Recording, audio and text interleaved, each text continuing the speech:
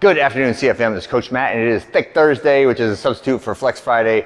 Basically the same thing, just on a different day, so that we can do low and slow tomorrow in preparation for 24.3, the CrossFit Games Open workout for this week. So let's begin with a 400-meter jog. Come back in. We're going to do big arm circles, 10 on each arm. You can switch these up, forward, and reverse, however you like. And then 10 reps of our dynamic hug. I want to hear your hands snap your back every time we do this, and try to really open your chest dynamically.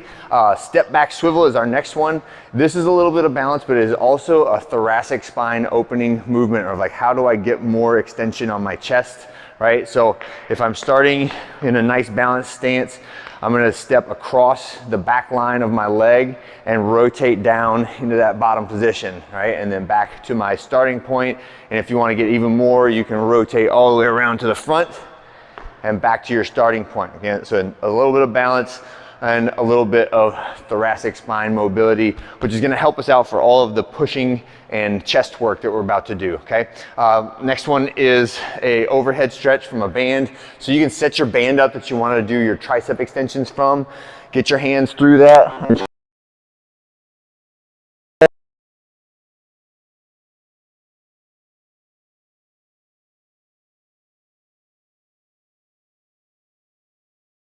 About 20 seconds of a dynamic stretch there.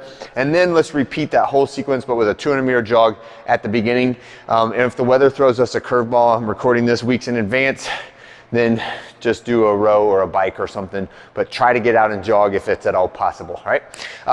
We're gonna go into our giant sets today. Giant sets are based around a single strength movement, and then there's a grouping of accessory movements that we do in a circuit format after that. Not necessarily for time, however, if you would like to get more of a metabolic effect out of this, then I would recommend you keep the weights a little bit lighter and compress the rest to a little bit shorter, and really try to charge through these exercises without taking any breaks, right? However, if you just want the hypertrophy, which is the muscle growth side of this workout, or the muscle endurance side of this workout, then work for the pump, which is that muscle swelling, muscle burning sensation that you get there's a high heart rate associated with it, but that's not the main effect of the workout. And if you can learn to tune into the different sensations of the exercises that we're doing, then you will start to feel the difference between the goals of those different sensations, right? So if it's the pump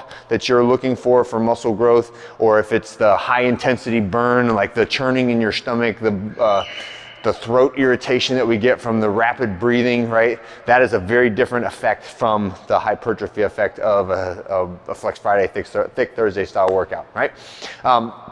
After each set, we're gonna do 8 reps of the curl up. So there's some core involved as well. So I got my hands underneath the small of my back, and I'm extending my spine, right? So my belly's poking away from the ground, and then I'm just gonna squeeze until I neutralize my spine, and then back to that extended position.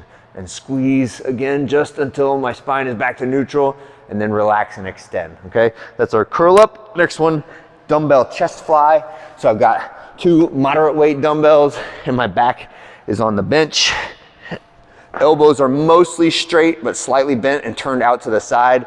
I'm gonna open my chest up until the dumbbells are about the same height as my chest, and then squeeze them back together for 10 reps, all right? And you should feel this primarily in your chest muscles, specifically right between, or the crease where your pecs connect to your sternum, right there, okay? Next one, 12 reps of a bent over dumbbell row. Same dumbbells here, but I would get a heavier one, right?